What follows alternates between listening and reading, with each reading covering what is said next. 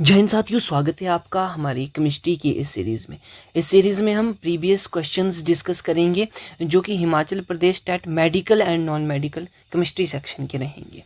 आज के इस वीडियो में हम एचपी टेट नॉन मेडिकल का क्वेश्चन पेपर डिस्कस कर रहे हैं और इस क्वेश्चन पेपर में केमिस्ट्री का सेक्शन डिस्कस करेंगे। आपके हिमाचल प्रदेश टेट के लिए ये बहुत ही इंपॉर्टेंट सेशन रहने वाला है। चलिए आगे बढ़ते हैं। ये जो है आपके लिए स्पेशल ऑफ़र है। एचपी टेट एग्ज़ाम्स की जितनी भी आपको क्लासेस हैं वो बिल्कुल 900 रुपीज़ में मिल रही हैं, जिसमें कि आपके सारे के सारे सब्जेक्ट होंगे और सारी स्ट्रीम्स कवर हो रही हैं, आर्ट्स, नॉन मेडिकल, मेडिकल और जेबीटी। हर कोर्स में आपको या हर सब्जेक्ट में आपको 60 से ऊपर के लेक्चर देखने को मिलेंगे, जिसमें कि थ्योरी पूरी की पूरी कंप्लीट करी हुई है, एमसीक्यूज़ डिस्कस किए हुए हैं, प्रैक्टिस के लिए एमसीक्यूज़ हैं और प्रीवियस ईयर क्वेश्चन प्रैक्टिस के लिए भी हैं। तो ये तो थोड़ा सा आगे बढ़ते हैं, हम देखते हैं आज का क्वेश्चन। बोलता है aluminium is diagonally related to. Aluminium diagonally किससे रिलेट होता है? तो हम देखते हैं पीरियोडिक टेबल में डायगोनल रिलेशनशिप की बात आती है, तो वहाँ पे हमें एल्यूमिनियम के बारे में भी देखने को मिलता है। जैसे ये है पीरियोडिक टेबल, अब इसको ध्यान से देखिएगा।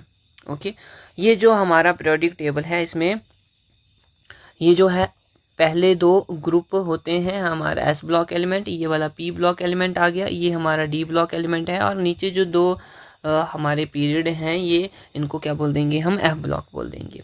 अगर पीरियोडिक टेबल की बात करें तो इसमें 7 पीरियड्स होते हैं और 18 ग्रुप्स होते हैं, ये भी आप सभी को पता होना चाहिए। डायगोनल रिलेशनशिप क्या होता है? देखो, जो हमारे एलिमेंट्स होते हैं वो दूसरे ग्रुप के एलिमेंट्स के साथ प्रॉपर्टीज शेयर करते हैं, उनका सिमिलर, ऑलमोस्ट सिमिलर साइज होता है और सिमिलर ही प्रॉपर्टीज भी होती हैं। इसको बोलते हैं डायगोनल रिलेशनशिप। जैसे कि अगर मैं बात कर लेता हूँ, ये लिथियम है, ये मैग्नीशियम के साथ डायगोनल रिलेशनशिप शो करता है। अब ये जो बेरिलियम है वो इसके साथ शो करेगा। अब ये भाई साहब कौन है? अब ये तो इस ग्रुप में नहीं है, तो कौन से वाले ग्रुप में है? ये 13 वाले ग्रुप में है। तो हमारा बेरिलियम जो है वो एल्यूमिनियम के साथ डायगोनल रिलेशनशिप शो करता है। तो इसका सही आंसर क्या हो जाएगा? बेरिलियम हो जाएगा। Option number B will be the correct answer.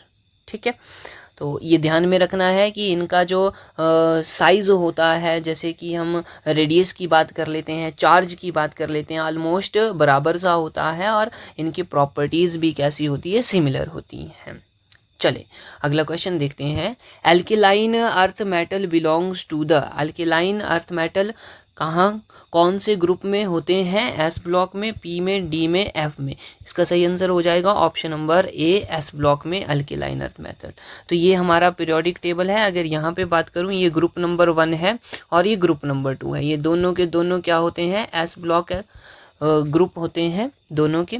और जो पहले वाला है इसको बोला जाता है अल्कली मेटल्स, और ये नंबर 2 वाला है, इसको बोला जाता है एल्केलाइन। सेकंड ग्रुप को एल्केलाइन अर्थ मेटल्स बोला जाता है। तो यहाँ पे क्वेश्चन भी पूछा हुआ है कि एल्केलाइन अर्थ मेटल्स ये कौन से ग्रुप में होंगे? एस ब्लॉक में होंगे। हाँ, ब्लॉक की बात की हुई है, तो S block is correct answer. अगला क्वेश्चन देखें। An element of atomic number 29 belongs to the block in periodic table. Atomic number कितना बोला? 29 बोला। अगर मैं 29 की इलेक्ट्रॉनिक कन्फिग्रेशन लिखना चाहूँ तो आ जाएगी आर्गन 4s2 3d9।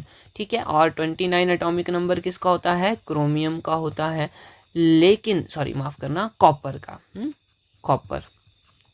लेकिन इसमें एक्सेप्शन होती है भैया, इसकी इलेक्ट्रॉनिक कन्फिग्रेशन ये ना हो के क्या होती है? Argon 4s1 3d10। अब ऐसा क्यों होता है? क्योंकि डी जो हमारा ऑर्बिटल है, इसमें टोटल 10 इलेक्ट्रॉन आ जाते हैं, तो ये फुली फिल्ड हो जाता है। फुली फिल्ड हो जाएगा तो ये एक्स्ट्रा स्टेबिलिटी इसके पास बनती है। इसीलिए एक्स्ट्रा स्टेबिलिटी के लिए इसकी इलेक्ट्रॉनिक कन्फिग्रेशन क्या होती है? ये वाली होती है, आर्गन 4s1 3d10।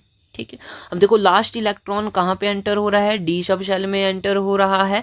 तो ये कौन से ब्लॉक से होगा तो बोलेंगे सर डी ब्लॉक से होगा। बिल्कुल ठीक है, ऑप्शन नंबर सी जो है वो बिल्कुल सही आंसर होगा। ये डी ब्लॉक से बिलोंग करता है और डी ब्लॉक बोले तो ट्रांजिशन एलिमेंट्स होते हैं। ठीक है जी, चलिए पीरियोडिक टेबल में भी देख लेते हैं फिर से। ये देखो ध्यान देना, ये हमारा है पूरा का पूरा डी ब्लॉक, ये पूरा का पूरा ये डी ब्लॉक है और इधर ही हमें 29 एटॉमिक नंबर कॉपर देखने को मिलता है। चले अगला प्रश्न देखते हैं। हाँ जी, which of the following has the biggest size, इनमें से किसका साइज बिगेस्ट है, ये क्वेश्चन पूछा हुआ है। यहाँ पे है Mg2 पॉजिटिव है, फिर है सोडियम पॉजिटिव, O2 नेगेटिव है और F नेगेटिव है। तो देखो अगर मैं साइज़ की बात करूँ, अगर इलेक्ट्रॉन लूज हो गया है तो साइज़ छोटा हो जाएगा, अगर इलेक्ट्रॉन गेन हुआ है तो साइज़ बड़ा हो जाएगा। अब इन चारों में से ऑक्सीजन के ऊपर 2 नेगेटिव है और फ्लोरीन के ऊपर 2 नेगेटिव है, यानी कि ये क्या है, ये अनाइन है और अनाइन का साइज जो है कैसा होता है, बिगर साइज होता है। ध्यान देना, अनाइन का साइज बिगर होता है। तो पहला और दूसरा ऑप्शन तो नहीं होंगे। अब बात आ जाती है इन दोनों की, जिसके ऊपर ज़्यादा चार्ज होगा यानी कि जिसने ज़्यादा इलेक्ट्रॉन एक्सेप्ट किए होंगे वो क्या हो जाएगा, बड़ा हो जाएगा। तो ऑप्शन नंबर सी जो है वो इस क्वेश्चन का सही आंसर होगा, O2 नेगेटिव, ये और ऑक्सीजन आयन है, ये सही रहेगा। चलिए आगे बढ़ते हैं, अगला प्रश्न देखते हैं। The ionisation potential is lowest for, ionisation potential का मतलब क्या हो गया, आयनाइजेशन एनर्जी की बात कर रहा है। आयनाइजेशन एनर्जी या आयनाइजेशन एंथैल्पी भी बोल सकते हैं। ओके बोलेंगे ठीक है सर, सबसे कम किसके लिए होती है, तो जिसका साइज बड़ा उसके लिए आयनाइजेशन एनर्जी कम, और जैसे जैसे हम लेफ़्ट टू राइट जाते जाएंगे साइज़ जो है वो डिक्रीज़ होता जाएगा और आयनाइजेशन एनर्जी क्या होती जाएगी, इंक्रीज़ होती जाएगी, इंक्रीज़। तो जिसका साइज़ बड़ा उसकी आयनाइजेशन एनर्जी कम। Halogen, inert gases, alkaline earth metal और अल्कली मेटल्स, इन चारों की बात करें तो सबसे बड़ा साइज़ होता है अल्कली मेटल्स का, ग्रुप नंबर 1 आ जाएगा और इसकी ही आयनाइजेशन पोटेंशियल सबसे कम होगी। उसके बाद अब बात करूंगा नंबर 1 पे सबसे कम, या बात कर लेते हैं सबसे ज़्यादा की बात कर लेते हैं। सबसे ज़्यादा यहाँ पे इनर्ट गैसेस की होगी, इनर्ट गैसेस आ जाएंगी नंबर 1 पर, सबसे ज़्यादा की बात कर रहे हैं। नंबर 2 पे आ जाएंगी हेलोजन्स, नंबर 3 पे आएंगे अल्केलाइन अर्थ मेटल और नंबर 4 पे आएंगे अल्कली मेटल्स। यानी कि सबसे ज़्यादा आयनाइजेशन एनर्जी किसकी हुई, बोलेंगे सर इनर्ट गैसेस की हुई, जिनको कि नोबल गैसेस भी बोला जाता है। चलिए आगे बढ़ते हैं, अगला क्वेश्चन जी कहता है विच of the following elements has the maximum electron affinity. Maximum electron affinity, ये इसको क्या बोलते हैं, इलेक्ट्रॉन गेन एंथैल्पी भी बोलते हैं, एक ही बात होती है। किसकी होती है, तो बात कर लेते हैं, ये सारे के सारे हेलोजन्स ही हैं। डाउन द ग्रुप बात करता हूँ तो इलेक्ट्रॉन अफिनिटी जो है वो डिक्रीज़ होती है, डाउन द ग्रुप ये क्या होगी, डिक्रीज़ होगी। यही same question Himachal Pradesh TGT medical 2019 में भी पूछा हुआ है, सेम टू सेम क्वेश्चन पूछा हुआ है। तो देखो अगर आप टीजीटी की तैयारी कर रहे हैं, आप टेट की तैयारी कर रहे हैं, तो आपको एचपी टेट के एग्ज़ाम भी देखने हैं, साथ में टीजीटी कमीशन के एग्ज़ाम भी देखने हैं। 100% आप मुझसे लिख के ले लो कि 100% आपका एग्ज़ाम क्वालिफाई हो जाएगा, और वो भी 110+ मार्क्स से, अगर आप ये काम कर लेते हैं तो। चलिए क्वेश्चन पे आ जाते हैं। Down the group electron affinity decrease करेगी, बोलेंगे ठीक है सर करेगी। तो सबसे ज़्यादा किसकी होगी, बोला फ्लोरीन की होगी, फिर किसकी होगी, क्लोरीन की, फिर ब्रोमीन की, फिर आयोडीन की, बोलेंगे ठीक है सर। तो इसका आंसर क्या होना चाहिए, फ्लोरीन। लेकिन ध्यान रखना यहाँ पे एक एक्सेप्शन है कि क्लोरीन की सबसे ज़्यादा इलेक्ट्रॉन अफिनिटी होती है। तो इस प्रश्न का ऑप्शन नंबर बी जो है वो बिल्कुल सही हो जाएगा। ठीक है, अब ऐसा क्यों होता है, बोला ये इलेक्ट्रॉन रिपल्सन की वजह से होता है। जो फ्लोरीन है तो इस यहाँ पे इलेक्ट्रॉन रिपल्सन ज़्यादा देखने को मिलती है, तो इसका साइज़ जो है वो साइज़ जो है क्लोरीन के मुकाबले कैसा हो जाता है भाई, बड़ा हो जाता है। ठीक है, अब एक और बात आ जाती है कि इसमें अगर मैं बात करूँ फ्लोरीन की तो इसमें हमें 2p ऑर्बिटल देखने को मिलता है। और क्लोरीन की बात करूं तो क्लोरीन में 3p देखने को मिलता है, ठीक है। लेकिन फ्लोरीन में इलेक्ट्रॉन रिपल्शन भी होती है, ध्यान दो, रिपल्शन।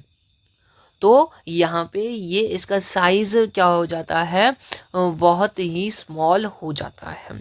स्मॉल साइज हो जाएगा तो इलेक्ट्रॉन एफिनिटी जो है उसके ऊपर नेगेटिव इफेक्ट पड़ेगा। क्लोरीन इसका बिल्कुल सही आंसर होगा। आगे बढ़ते हैं, अगला क्वेश्चन देखें।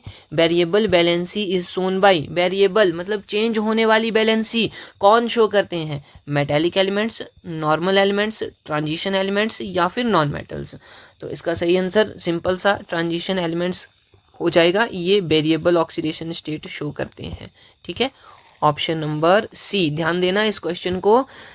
वेरिएबल का मतलब क्या हो गया, देखो अगर मैं बात करूं फर्स्ट ग्रुप की या अल्केलाइन अर्थ मेटल की, ठीक है, वो कौन है, हाइड्रोजन, हीलियम, लिथियम, सॉरी ना कि रब से फरियाद, ठीक है। तो इनकी जो बैलेंसी होती है, ये जो चार्ज लेते हैं वो पॉजिटिव चार्ज लेते हैं, सारे के सारे ऐसे ही करते हैं, सारे के सारे +1+1, ये ऑक्सीडेशन स्टेट शो करते हैं, ठीक है। लेकिन ट्रांजिशन एलिमेंट्स जो हैं वो वेरिएबल बैलेंसी शो करते हैं, ऑलराइट। अब बोला ऐसा क्यों होता है, क्योंकि इनमें जो डी ऑर्बिटल होता है उनमें अलग अलग इलेक्ट्रॉन होते हैं, अलग अलग इलेक्ट्रॉन होंगे, मतलब देखो डी में 1 से लेके 10 तक इलेक्ट्रॉन्स फिल होंगे, बोलेंगे हाँ जी सर। तो किसी के पास 2 आएंगे, 3 आएंगे, 4 आएंगे, तो उनकी बैलेंसी जो है वो अलग अलग देखने को मिलेगी, दैट इज ऑक्सीडेशन स्टेट ही होता है, ठीक है। मेटेलिक एलिमेंट्स की तो सेम टू सेम रहती है, सभी की ऑलमोस्ट सेम ही होती है। नॉर्मल एलिमेंट्स की बात करें तो नॉर्मल एलिमेंट्स नॉर्मल ही हो गए। नॉन मेटल्स की बात करें तो ये तो हम बोलेंगे कि इनकी भी सेम ही रहती है। तो यहाँ पे ट्रांजिशन एलिमेंट बिल्कुल सही रहेगा। अगला क्वेश्चन देख लेते हैं। The strongest reducing agent is, reducing agent, देखो रिड्यूसिंग एजेंट कौन होता है, जो दूसरे को ऑक्सीडाइज करता है, ठीक है। अब अगर मैं मेटल्स की बात करता हूं तो ऑलमोस्ट सारे के सारे मेटल्स क्या होते हैं, वो रिड्यूसिंग एजेंट ही होते हैं, रिड्यूसिंग एजेंट। और कैसे पता लगाएंगे, तो हमारे पास एक वैल्यूज़ होती हैं और वो वैल्यूज़ क्या बोलते हैं, हम उनको स्टैंडर्ड रिडक्शन पोटेंशियल वैल्यूज़, क्या बोलेंगे, standard reduction potential value, potential values, ठीक है जी। तो इन वैल्यूज से जिसकी ज़्यादा नेगेटिव वैल्यू होगी, जिसकी ज़्यादा नेगेटिव वैल्यू होगी वो सबसे स्ट्रॉन्ग रिड्यूसिंग एजेंट होगा। फिर यहाँ पे 0 देखने को मिलेगा, फिर यहाँ पे पॉजिटिव देखने को मिलेगी।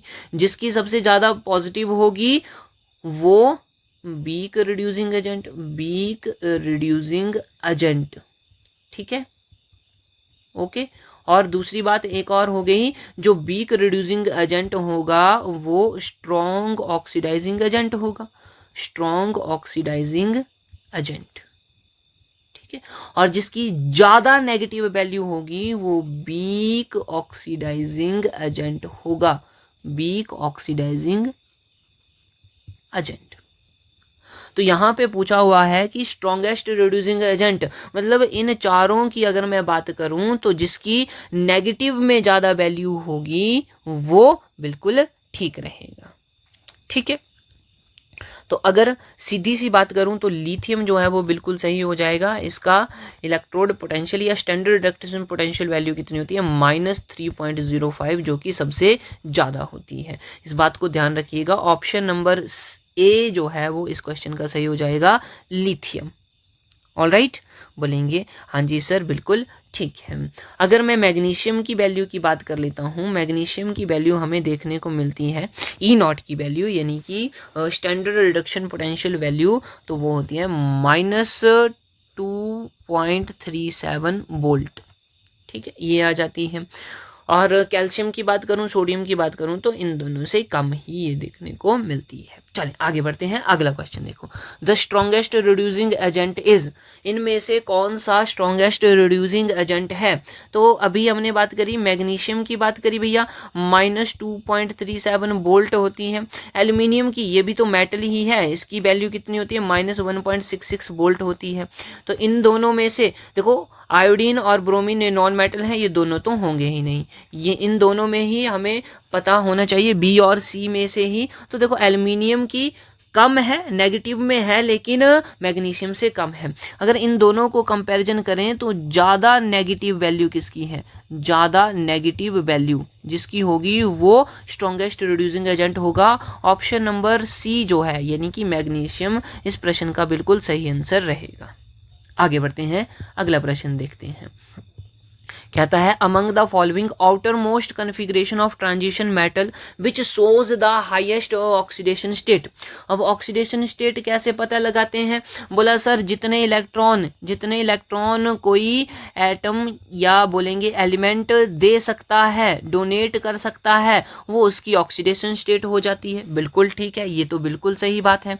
तो जिसके पास आउटर मोस्ट सेल में सबसे ज़्यादा इलेक्ट्रॉन होंगे वही तो ज़्यादा ऑक्सीडेशन स्टेट वाला कहलाएगा, ये भी बिल्कुल ठीक बात है।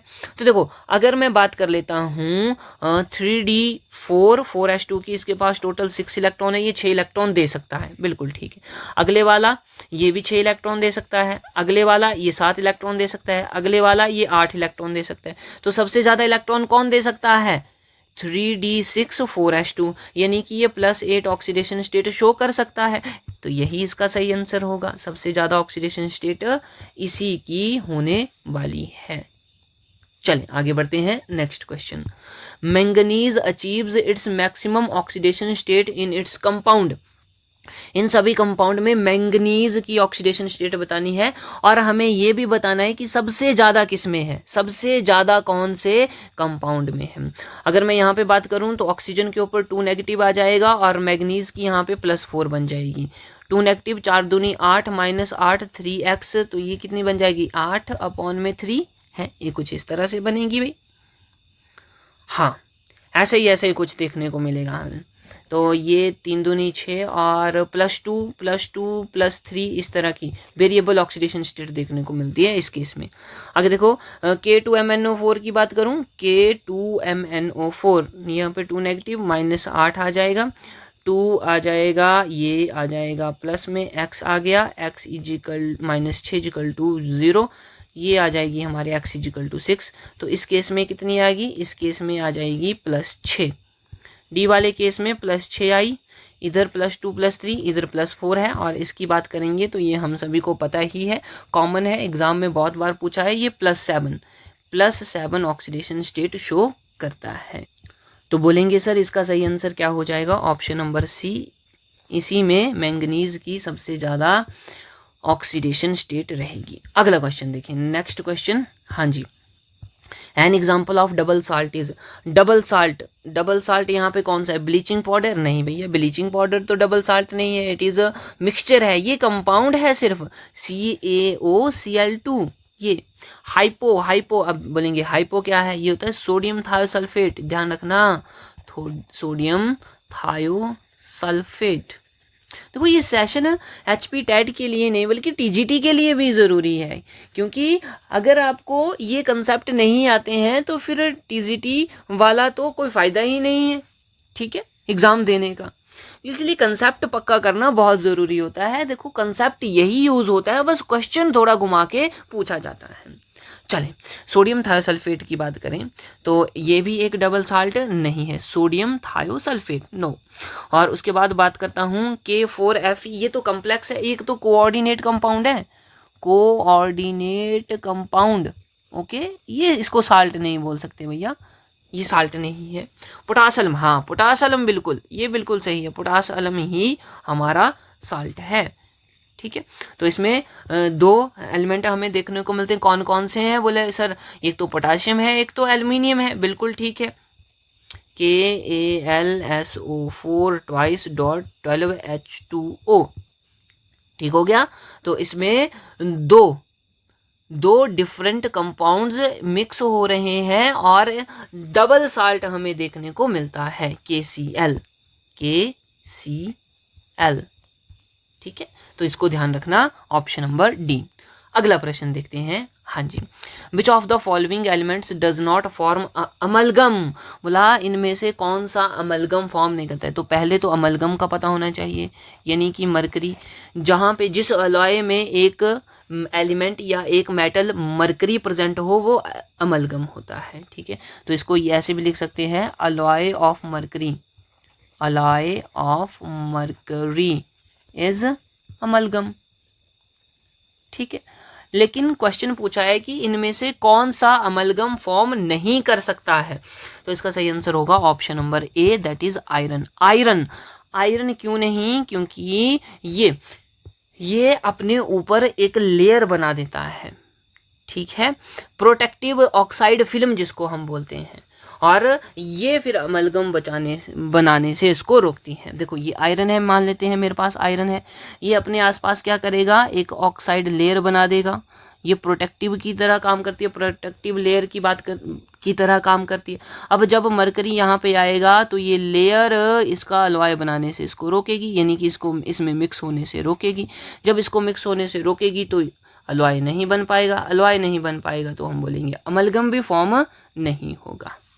अगला क्वेश्चन देखते हैं। An aqueous solution of ammonia consist of, aqueous solution of ammonia, aqueous का मतलब क्या हो गया, वाटर हो गया, और अमोनिया तो हमें पता है NH3 अमोनिया होता है। क्या होगा जब इनका रिएक्शन हो, NH3 प्लस H2O। अब देखो वाटर जो है वो डिसोशिएट होगा, वाटर डिसोशिएट होता है किसमें, बोलेंगे सर H पॉजिटिव और OH नेगेटिव में, बिल्कुल ठीक बात है। अब ये जो है H पॉजिटिव ये NH3 के साथ पास चला जाएगा तो NH4 पॉजिटिव बन जाएगा, और ये जो OH है वो अकेला रह जाएगा, OH नेगेटिव, इस तरह से हमें देखने को मिलेगा।